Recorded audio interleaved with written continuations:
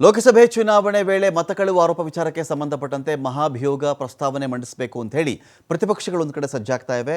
ಜ್ಞಾನೇಶ್ ಕುಮಾರ್ ವಿರುದ್ಧವಾಗಿ ಮಹಾಭಿಯೋಗ ಪ್ರಸ್ತಾವನೆ ಇದೆ. ಇಂಪೀಚ್ಮೆಂಟ್ ಕರೆದು ಛೀಮಾರಿ ಹಾಕೋದು, ಸದನದಲ್ಲಿ ಕರೆದು ಅಂದರೆ ಸ್ವಾಯತ್ತ ಸಂಸ್ಥೆಗಳ ಮುಖ್ಯಸ್ಥರು, ಅದರ ಮಹಾ ಅಧಿಕಾರಿಗಳು ಅಂತ ಏನು ಕರೆಸ್ಕೊಳ್ತಾರೋ ಅವರು ತಪ್ಪು ಮಾಡಿದ್ದಾರೆ ಅಂತ ಹೇಳಿ ಕರೆಸಿ ಅವರಿಗೆ ಛೀಮಾರಿ ಹಾಕೋದು ಮಹಾಭಿಯೋಗ. ಆ ಪ್ರಸ್ತಾವನೆಯನ್ನು ಪ್ರತಿಪಕ್ಷಗಳು ಸಲ್ಲಿಸ್ತಾ ಇವೆ. ಪ್ರತಿಪಕ್ಷಗಳ ಬಳಿಯಲ್ಲಿ ಅಷ್ಟು ಮತಗಳಿಲ್ಲ. ಒಂದು ಮಹಾಭಿಯೋಗ ಮಾಡಬೇಕು ಅಂದರೆ 3/2 ಭಾಗದಷ್ಟು ಮತಗಳು ಇಲ್ಲಿ ಪ್ರತಿಪಕ್ಷಗಳ ಬಳಿ ಇರಬೇಕು. ಅದಿರೋದು ಆಡಳಿತಾರೂಢ ಪಕ್ಷದ ಕಡೆಯಿಂದ. ಹಿಂದೆ ಉಪರಾಷ್ಟ್ರಪತಿ ಧನಕರ್ ವಿರುದ್ಧವಾಗಿಯೂ ಕೂಡ ಮಹಾಭಿಯೋಗವನ್ನು ಇವರು ಮಂಡಿಸಿದ್ರು. ಆದರೆ ಯಾಕೆ ಬಿದ್ದು ಹೋಗುತ್ತದು ಅಂತ ಹೇಳಿದ್ರೆ ಅಷ್ಟು ಮತಗಳಿಲ್ಲ ಅಂಥೇಳಿ. ಆದರೆ ಉದ್ದೇಶ ಏನಾಗುತ್ತೆ ಅಂದರೆ ಮಹಾಭಿಯೋಗ ಆಗುತ್ತೋ ಇಲ್ವೋ ಬೇರೆ ವಿಚಾರ, ಆದರೆ ಇದರ ಬಗೆಗಿನ ಅಸಹನೆಯನ್ನು, ಪ್ರತಿರೋಧವನ್ನು, ತಮಗಿರತಕ್ಕಂಥ ಅಸಮಾಧಾನವನ್ನು ರಾಷ್ಟ್ರ ಮಟ್ಟದಲ್ಲಿ ನಾವು ತೋರಿಸಿಕೊಳ್ಳಬಹುದು. ಪ್ರಕ್ರಿಯೆ ನಡೀಲಿ, ಸೋಲ್ತೀವಿ ಅಂತ ನಮಗೆ ಗೊತ್ತು, ಆದರೆ ನಮ್ಮ ವೈರುಧ್ಯ, ಈ ಒಂದು ವಿರೋಧವನ್ನು, ನಮ್ಮ ಪ್ರತಿಭಟನೆಯನ್ನು ಈ ಮೂಲಕ ಇತಿಹಾಸದ ಪುಟಗಳಲ್ಲಿ ನಾವು ದಾಖಲು ಮಾಡ್ತೀವಿ ಅಂಥೇಳಿ ಪ್ರತಿಪಕ್ಷಗಳ ನಡೆ.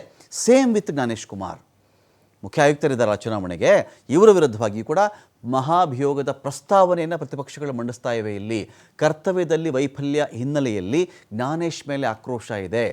ರಾಹುಲ್ ಗಾಂಧಿ ಕೇಳಿದಂಥ ಪ್ರಶ್ನೆಗಳಿಗೆ ಉತ್ತರ ಕೊಟ್ಟರೆ ಜ್ಞಾನೇಶ್ ಅವರು ಸರಿಯಾಗಿ, ಮತಕಳುವು ವಿಚಾರಕ್ಕೆ ಸಂಬಂಧಪಟ್ಟಂತೆ, ಒಬ್ಬೊಬ್ಬರೇ 4 ಕಡೆ ಮತ ಹಾಕಿರೋ ವಿಚಾರಕ್ಕೆ ಸಂಬಂಧಪಟ್ಟಂತೆ, ಬೇರೆ ಬೇರೆ ಬೂತ್ಗಳಲ್ಲಿ ಒಬ್ಬನೇ ಮತದಾರನ ಹೆಸರಿರೋ ಸಂಬಂಧಪಟ್ಟಂತೆ, ಅದು ಹೇಗೆ ಮನೆಗಳ ಅಡ್ರೆಸ್ಸು 0 ಅಂತ ಬರುತ್ತೆ ಆ ವಿಚಾರಕ್ಕೆ ಸಂಬಂಧಪಟ್ಟಂತೆ, ಮಹದೇವಪುರದಲ್ಲಿ ಒಂದೊಂದೇ ಅಡ್ರೆಸ್ಸಲ್ಲಿ 88 ಜನ ಇರೋ ವಿಚಾರಕ್ಕೆ ಸಂಬಂಧಪಟ್ಟಂತೆ ಇದ್ರ ಬಗ್ಗೆ ಹೇಳಬೇಕಾಗಿತ್ತು. ಭಾಗ 1. ಅನುರಾಗ್ ಠಾಕೂರ್ ಕೂಡ ಇದಕ್ಕೆ ಕ್ವಶ್ಚನ್ನ ರೈಸ್ ಮಾಡಿದ್ದಾರೆ. ರಾಹುಲ್ ಗಾಂಧಿಗಾದರೆ ಓದ್ ತಗೋ, ಅಫಿಡೇವಿಟ್ ಹಾಕು ಅಂತ ಹೇಳ್ತಾ ಇದ್ದಾರೆ. ಅನುರಾಗ್ ಠಾಕೂರ್ ರಾಯ್ಬರೇಲಿ ಬಗ್ಗೆ ಮಾತಾಡಿದಾಗ ಆ ಕೆಲಸ ಯಾಕೆ ಮಾಡಿಲ್ಲ? ಇಂಥ ಸಾಕಷ್ಟು ವೈರುಧ್ಯಗಳಿದೆಯಲ್ಲ, ಇದರ ವಿಚಾರದಲ್ಲಿ ಜ್ಞಾನೇಶ್ ಅಸಮರ್ಥರು ಅಂತ ಇವರ ಆಕ್ರೋಶ. ಹಾಗಾಗಿ ಒಂದು ಪ್ರಸ್ತಾವನೆ ಸಲ್ಲಿಸಬೇಕು ಅಂತ ಹೊರಟಿದ್ದಾರೆ. ದೋಷಾರೋಪಣೆ ಮಾಡಬೇಕು ಅಂತ INDIA ಮೈತ್ರಿಕೂಟ ನಿರ್ಧಾರ ಮಾಡಿದೆ. ಮತದಾನ ಸಂವಿಧಾನ ಸಾಮಾನ್ಯರಿಗೆ ಕೊಟ್ಟಿರ್ತಕ್ಕಂಥ ಹಕ್ಕಿದು, ಪ್ರಜಾಪ್ರಭುತ್ವದ ಮತದಾನದ ಮೇಲೆ ಅವಲಂಬಿತವಾಗಿದೆ. ಇದನ್ನು ರಕ್ಷಣೆ ಮಾಡೋದು ಆಯೋಗದ ಕೆಲಸ. ಆದರೆ ವಿಪಕ್ಷಗಳು ರೈಸ್ ಮಾಡ್ತಾ ಇರ್ತಕ್ಕಂಥ ಪ್ರಶ್ನೆಗಳು ಯಾವ್ಯಾವಿದೆಯೋ ಇದಕ್ಕೆ ಸಮರ್ಪಕವಾಗಿ ಉತ್ತರವನ್ನು ಆಯೋಗ ಕೊಡ್ತಾ ಇಲ್ಲ. ಜವಾಬ್ದಾರಿಯಿಂದ ನುಣುಚಿಕೊಳ್ತಾ ಇದೆ ಅದು. ಹೀಗಾಗಿ ಜ್ಞಾನೇಶ್ ವಿರುದ್ಧ ವಾಗ್ದಂಡನೆ ಆಗಬೇಕು ಅಂತೇಳಿ ಕಾಂಗ್ರೆಸ್ ಮತ್ತು ಪ್ರತಿಪಕ್ಷಗಳು ರೆಡಿ ಆಗ್ತಾ ಇವೆ.